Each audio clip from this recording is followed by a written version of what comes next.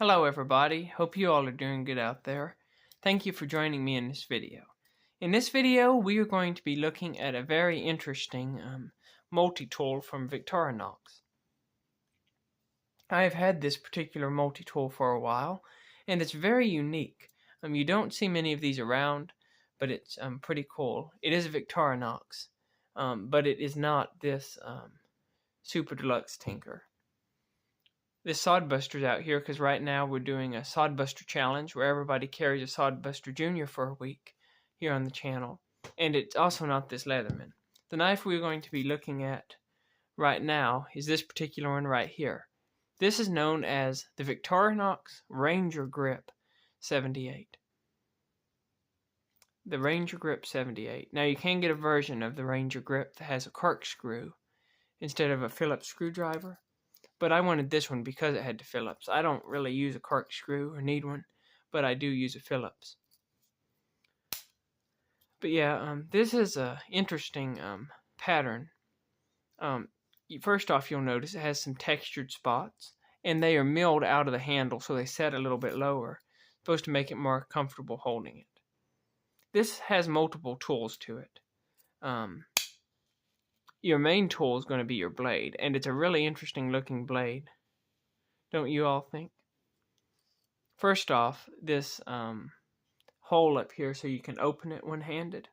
It's just got an interesting design to it. Your edge rounds all the way up to the tip there, has an interesting shape to it, has a nice finish on it, and it's absolutely razor sharp, which is of course normal for Swiss Army knives. One thing interesting about the blade that we will note is the kick here, if you can call that a kick. It's not sharpened, and one thing I do wish, the blade edge itself come down a little farther, but it's not a big deal. Also, if you'll notice, on the back of the blade there is some jimping there, so you can put your finger there.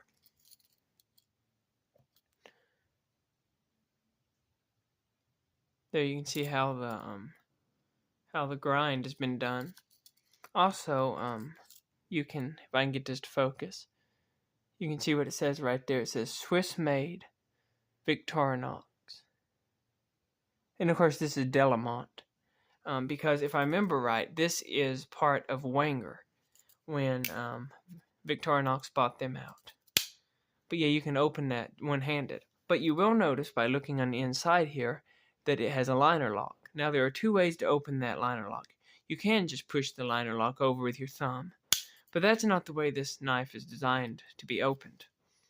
This little Victorinox badge right here, this pushes in, and when you do, it moves that liner lock over. See how that's for doing that? So you push this in, and then you can close the blade. I think that's very neat. It's very unique, very neat, and as you see, you can do it one-handed. But it is kind of neat just to push the badge in and then be able to close the knife. We'll come back and do the measurements on the blade and the handle here in a minute. Your second tool is going to be the saw.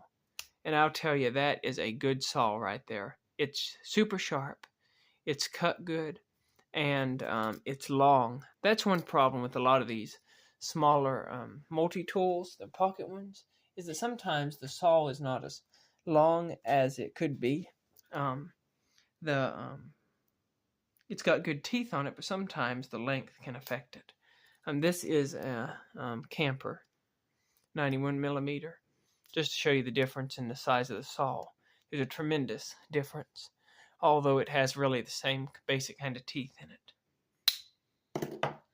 So yeah, you've got your saw. It does not lock. It's just a slip joint, and it's right about in the center here of the handle. You can hear that snap. Excellent click open. Excellent snap closed. And this little nub here is how you open the saw. You just grab it right here and you can lift it up. Where again you open the blade through this one-hand opening hole. You open the saw through this little nub at the end. You got two more tools on this side of the tool. You have your basic bottle opener, flat blade screwdriver combo with a wire stripper. That is nothing surprising for a Swiss Army knife. Of course, we're used to the 91mm version right here. And they're not identical, but they're pretty similar. Their inspiration is similar. This one does have the old Wanger style, where that you can see a little notch here at the back. See that little hook there at the back where they would touch the back spring? That fits into a little slot in the spring there. Can you see that divot? When you close it, it fits into that. And when you apply pressure, it pushes the, like you're pressing on a screw, it will press this screwdriver down into this back spring and will keep it from closing up on you. And that is in contrast to the half stop. A lot of the Victorinoxes have a half stop there on your bottle opener. And this one has the Wanger style where it locks into place instead of having half stop. Just a little bit different design. Kind of interesting. But yeah, I don't think I've used this as a screwdriver too much, haven't needed to. But I'm sure it would work good if you did. Then your last tool on the main side of the knife here is going to be this little can opener. And this one's a little bit comical, I'm afraid. Because it looks like it's just about the same size. It almost looks smaller than the can opener in a regular 91mm Swiss Army knife. So it looks a little small for the handle, but that's okay because it doesn't affect its use. It'll do exactly what it's supposed to do. Again, you got your little screwdriver tip on the end, and then you got your good can opener. These can openers also work really good from Victorinox. So those are your main tools on the inside. 5 tools in all. But of course, a few of the tools have multiple features. Also, on the back now, you're going to have 2 tools. The first one we already talked about is the Phillips.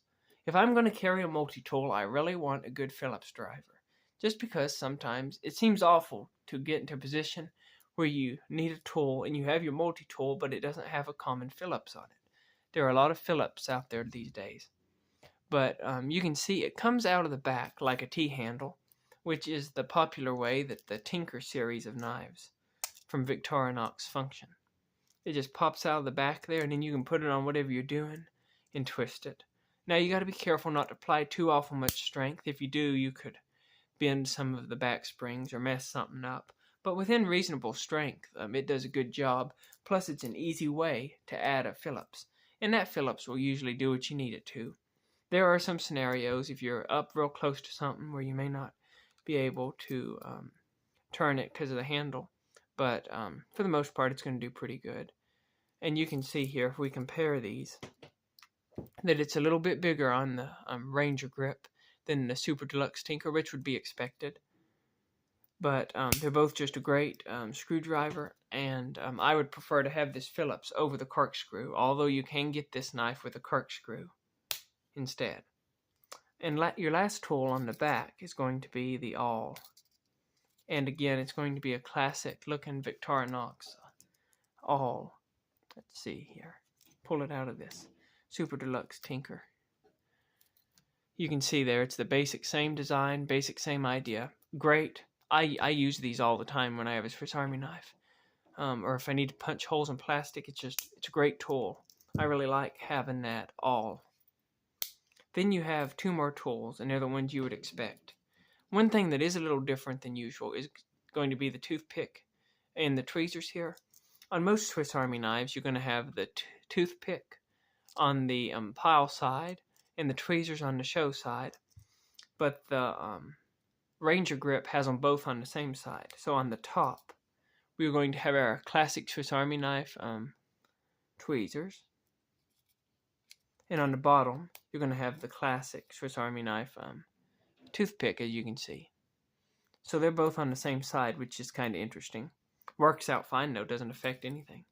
Again, you can see these textured spots. Now, for those of you who've hung around this long and are interested, we're going to weigh this knife and see what it weighs. See if we can get this zeroed out and ready to go here. It's going to be pretty heavy. But the plastic scales are going to keep it from being ridiculously heavy. 6.05 ounces. 6.05 ounces. So that's how much it weighs. What about length? Let me grab my measurer here.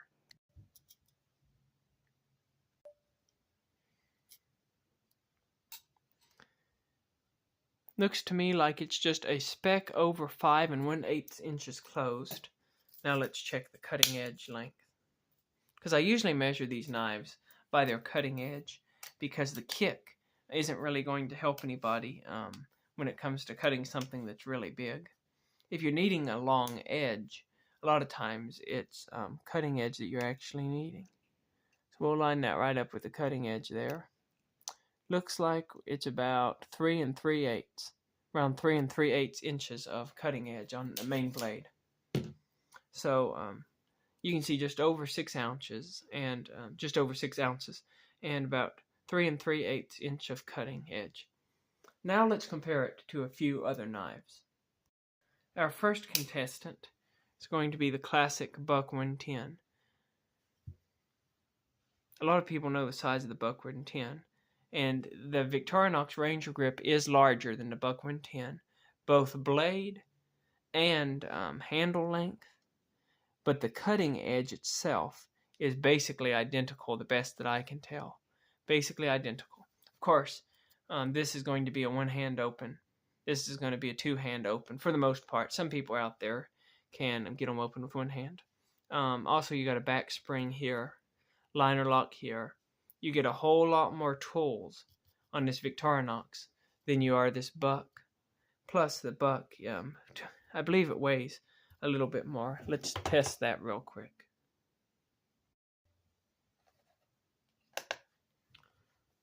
This is this Buck 110's a few years old.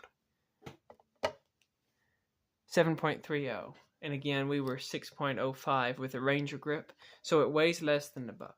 Of course, that's because the Buck's got all this wood and brass in it. The brass makes the knife heavy.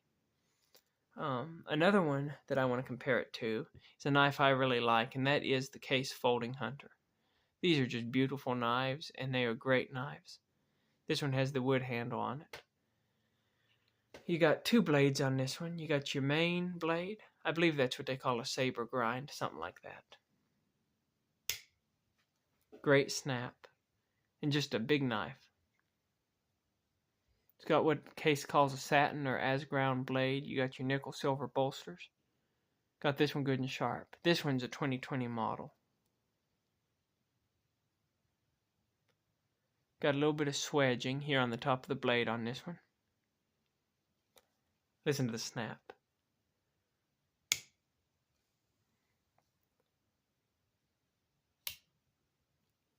And then your secondary blade is going to be your Skinner blade. Again, excellent snap. This does have a little jimping up here on the top. But I better not get sidetracked. We're not reviewing this Folding Hunter. We're reviewing this Victorinox. But nevertheless, I really do like this knife a lot. But if you compare these size-wise, we'll do the handle first. The case is a little bit longer than the Victorinox. And when it comes to cutting edge, if we line up the cutting edge itself with the Victorinox, you'll see the case has a longer blade. What about thickness of the blade? They're probably basically identical. Looks like it to me anyways. This case also, it's not real heavy for its size. It does not weigh as much as the Buck 110. Let's check it out real quick.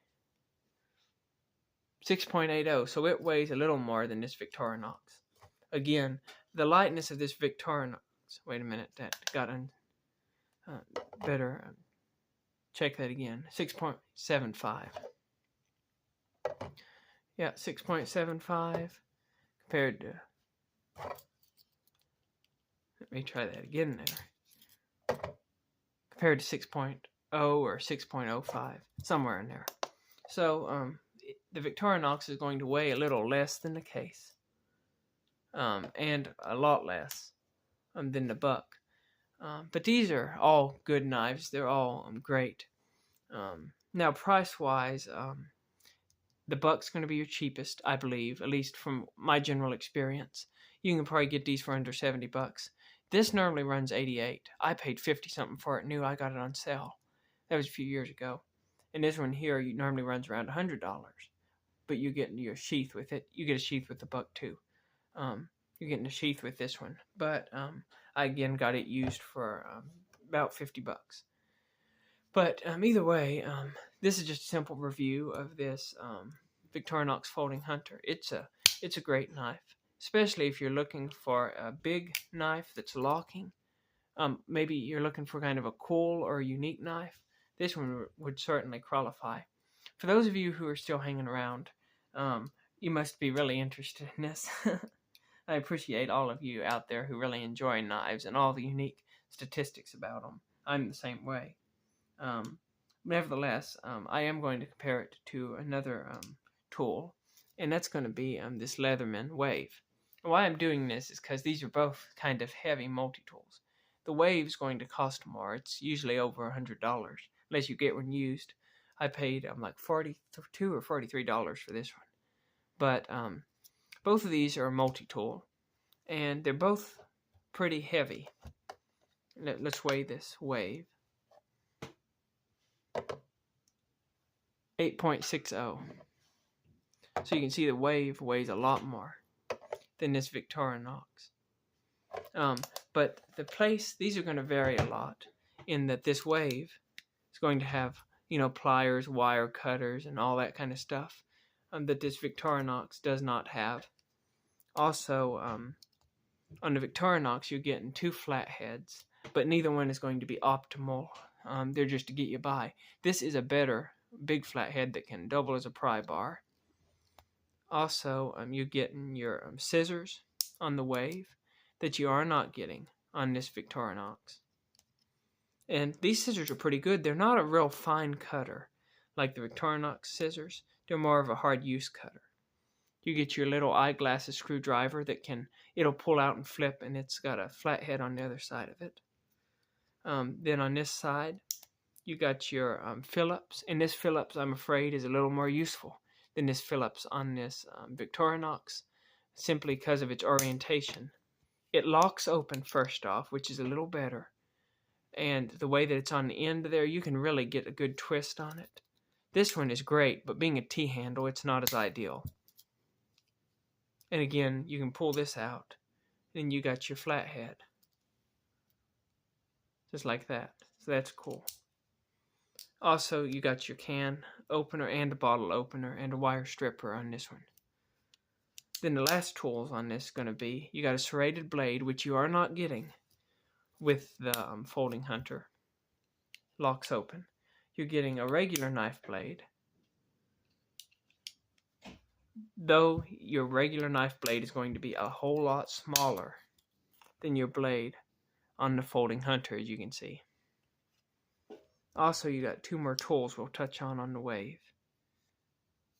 You're getting a metal file, which is very useful. Diamond file on this side, regular crosscut file on this side. Again, it's locks open, and you're getting your saw. But your saw, as we said, is going to be much, much smaller than this ginormous saw on this Rangergrip. As you can see, there's a whole lot of difference between them. Now, so why would one person buy one of these over the other? Well, to me, if I was expressing my opinion, this is meant to be an outdoors tool, primarily. If you're going to be doing a lot of wood working and stuff outside, like bushcrafting, that saw is designed for that. And you're getting this bigger blade that's one hand open and it locks open. To me, this is more of an outside knife. Like being out in the bushes or camping or something. Where this Leatherman is more focused toward like a mechanic's kind of knife. Or somebody who's just needing to carry a good EDC with him. This can do more, I believe, than this can. But this is going to be a whole lot better at certain tasks than this is. Ergonomics. The ergonomics on this are just excellent. We'll go ahead and end out this video now. We won't hang around forever. Thank you to everybody who's watching, and for all those who are currently participating in the Sodbuster Junior Challenge. Y'all have a good day, and keep your knives sharp.